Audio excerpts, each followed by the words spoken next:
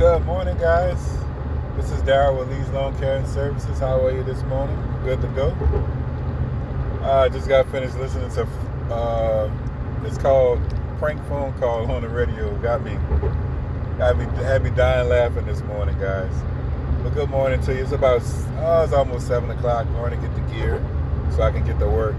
It's crazy because now I'm back to getting up early and getting off to an early start like I normally would on these mornings when the season's coming to a close versus all those late mornings I had when the season was wide open and running and gunning, man. Time waits for nobody, man. Time's steadily moving, man. Keeps it pushing, Keeps it pushing, steadily moving. And in the process of the time that we do have, man, I want to thank you guys for taking the time out to watch my videos, and some of them comment on it. It's pretty cool. Hey, thank you guys. I appreciate you. So just wanted to touch base with you this morning. Go and get the gear, get my stuff together before I get started. And man, it's a blessing when you wake up every morning and you do something that you enjoy doing. I know a lot of people wake up in the morning, man, and they dread going to work. But me, I wake up in the morning and I'm happy about going to work. I have my days where I'm tired or exhausted and things of that nature, which is fine. I mean, that comes with the territory, but I really enjoy what I do. Else I wouldn't have done it for this long, It's like a lot of people get into jobs and stuff that they do and they're not happy about doing what they do, and it's like, man, change it. Change what you do. Take the time out to change it. Work at it. I'm not saying do it overnight, but I'm saying do it over time. I was a manager for 2 companies for years, and that lifestyle, and the stuff that came, you had your ups and downs with it, but I enjoyed what I did. I enjoyed the people more than I enjoyed the work. The work was the work. But I enjoyed the people that I worked with. I had a real good team of people. We got a lot of stuff accomplished. We were able to do some things that, were, in my opinion, monumental because we were able to hit some numbers that we had never seen before. And that store has never seen those numbers again. So it was great to be a part of something like that because whenever they go look back at those numbers, like, man, wow, we did excellent numbers this particular year or whatnot, those particular years. And it's like, man, how do we get back to that? Well, that'll never happen. Those numbers, unless you have another drastic and tragic situation, that's not ever going to happen again. It's not going to happen. So it's got to be like something that's monumental, like Betsy says, Hurricane Betsy comes through and does the damage that she does, and then 60 plus years later, Katrina comes through and shows you, what it was capable of. And so it's like that's the type of level of intensity that you have to have in order to hit a number, that's just through the sky, and that is a rarity, Like I say, 60 plus years, that's unheard of, but it happened, and I was just proud to be a part of that. Hopefully one day they'll go back and look at the teams they had assembled during that time and say, man, what happened to those teams? Those teams, got us over the top. They got us through these times, and that their thing is, hey, develop the next man up, and get them polished and put in a situation to where they can handle stuff like that, And I was just fortunate to be a part of that, You have times in your life where you're a part of things, and it's at the time you don't think that, at the time that you're going through those different things, you don't think that way, and then when you sit back and you look at it after time has passed, like, damn, man, we was a part of something special, during this time. And so sometimes I reflect on that. It's like, man, that was an awesome time, and I had a good team of people. I can recall all the guys' names that I had during that time, and what we did and what we was able to accomplish, and a lot of the awards and merits that was given out during that time.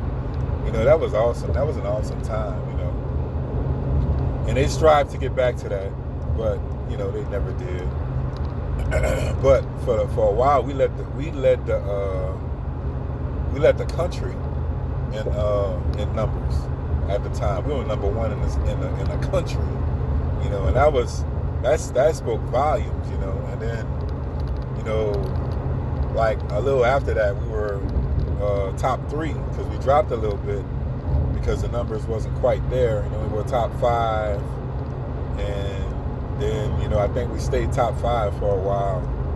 I think we were still top 5 when I was there, before I left, and they were still top 5. And then I still go there and pick up supplies and all that stuff. And man, they slipped to like 3rd in the district. We were never 3rd, and we were number 1 in the district for forever. And I guess those other stores kind of overtook them, And I mean, a lot of the stuff that we used to do, it's just like in my case, I was responsible for a lot.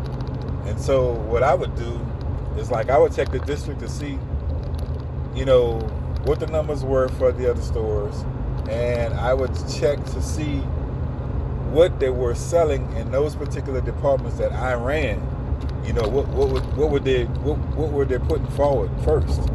And so I'd go and I'd check that, and I'm like, damn, they're selling a lot of that over there in that area, so that area requires a lot of that. And so I look at what I was selling, and I try to figure out ways to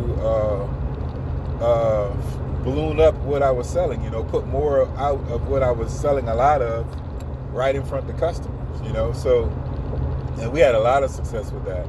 But looking at other people's numbers and seeing what they're selling, it's like, it'll give you an idea of, hey, well, let's just put a tad bit of this right there and see if we can draw some interest. And sometimes I won with those strategies. I was able to blow up some things, and then you look at your margins to see, hey, I'm making a killing off of this. I'm only paying X amount of dollars for this, and I put this out, and I'm making like my profit margin is like 110%, 120% off of this particular item. So I need to, and that's what they tell you. They have you work on margins and stuff like that.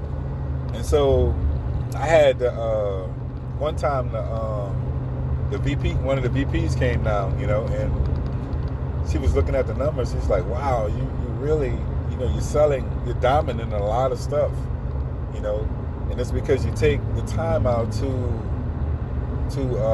strategize everything."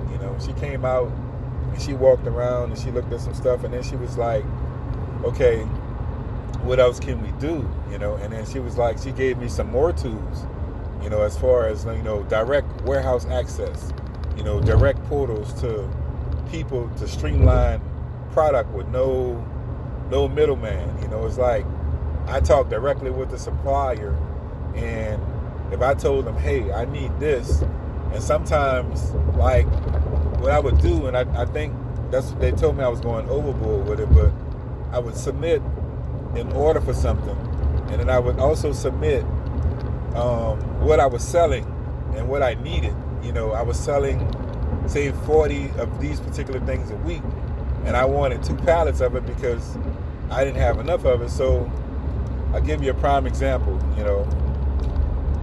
With certain type of mowers we were selling, okay, and it was going to a season where they were cutting off the SKUs for the mowers because you wasn't getting many of them.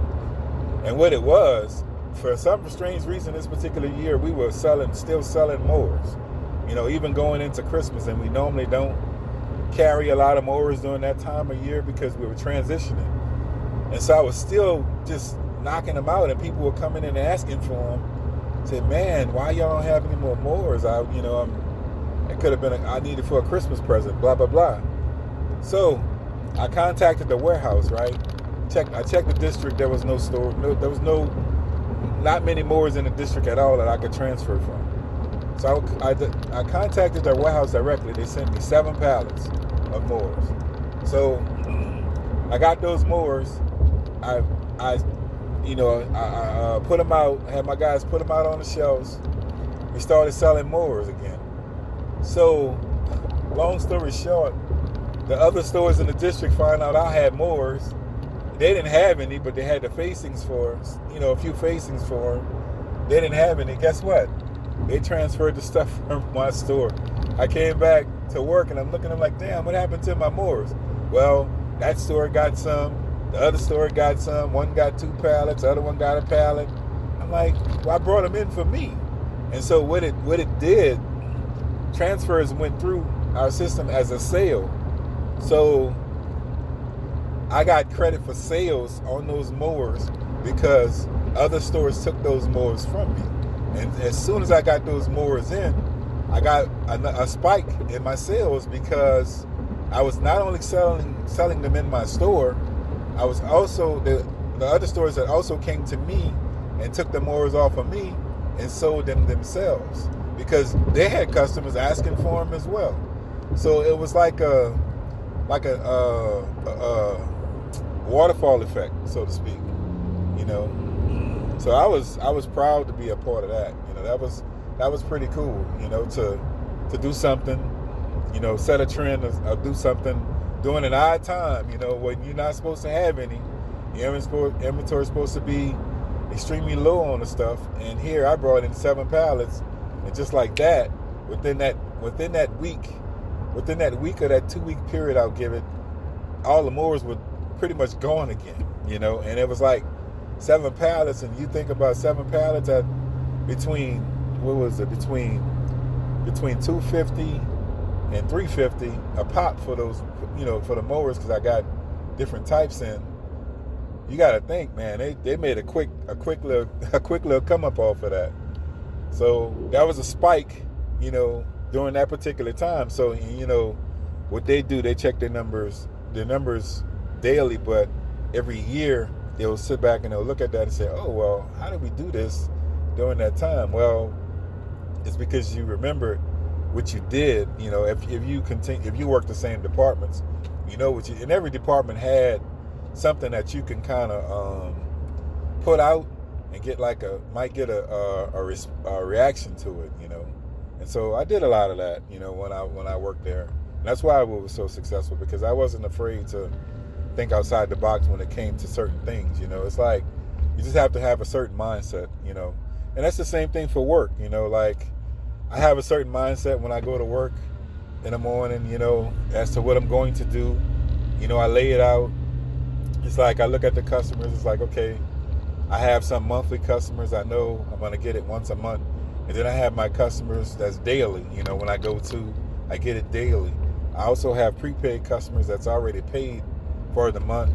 So you got to know where your sources of revenue are coming in, And so that's what you got to think about. Like, we know it's going to be fall fertilizing somewhat. It's going to be fall cleanup with these leaves and all this other stuff. So that's to be expected, That's to be expected.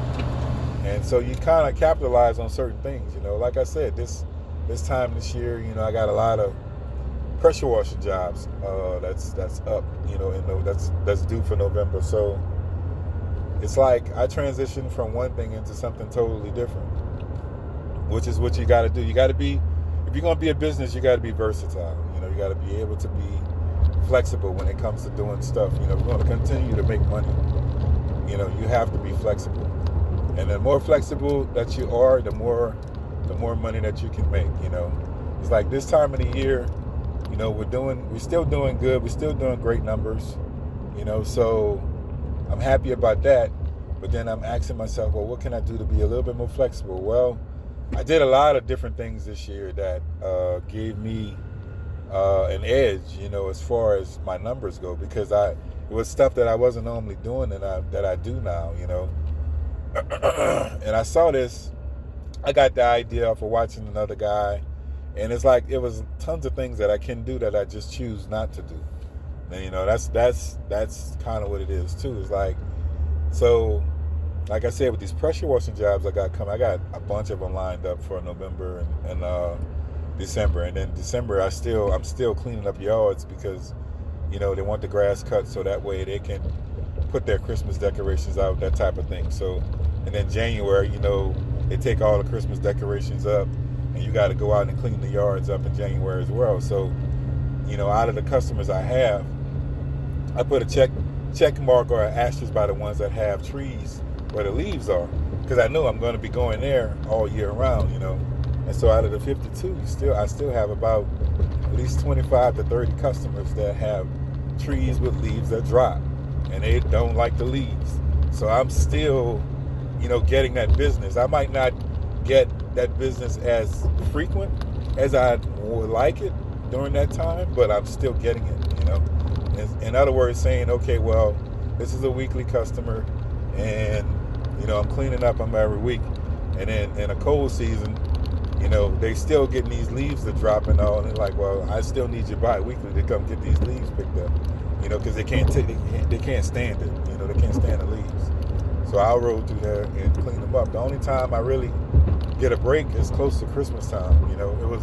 It was one season we worked, man. I ran all the way through until like 2 weeks of December. Me and damn near every lawn care person that was out there, because I talked to a lot of them, and they had the same problem. Like, man, we only had 2 weeks off for Christmas, and we've been rolling just because it stayed warm, and we just rolled through, like it was summertime, when you're running behind these yards. And so it can definitely happen. Like last year, I look at my book last year, the only time I really slowed down was in December. Finally, it finally like let up on me in December. I just looked at my book. I'm like, damn, when did this season end? December, it stopped almost. In January, it kind of picked back up a little. Then February, we were back going, So that was pretty cool. Let me slow down so I can get over. Okay, you let me over. Thank you. Appreciate that. Got some good people in this world, man. Yeah, guys, but I just wanted to talk to you a little bit about business, and being flexible. Be flexible with your business, because you're really going to need that flexibility, in your business during this time of the season. And if you're not to that point where you've built to that point, like I say, I drive Uber, Lyft, I do passengers, and I do deliveries as well. So I do stuff like that in the off season to keep me busy, keep me going, keep an income coming in, because you don't want to get stagnant. And I go back and I look at those numbers too. I see how much I'm bringing in, for the week, for the month, for those. I think I usually start driving in November, and then the middle of November, and I drive all the way through till February, I think.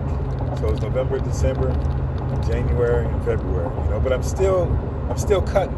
I'm driving, but then when I'm making lists, in those days I'm not doing nothing, I'm driving. In those days I'm cutting. I'm still doing that.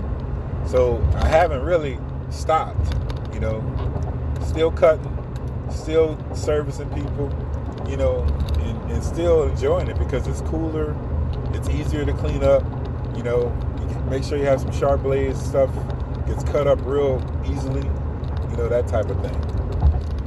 So guys, that's what I want to talk to you about. Be flexible in your business, be versatile, be able to do other things, to keep you through the downtimes, I know guys up north, they deal with a lot of snow, and they do a lot of snow plowing and stuff like that. That's income, guys. That's ways to make money, and still feed your family, So that's my thing, be flexible, be versatile. Take care, guys. I'll see y'all on the next one. Peace.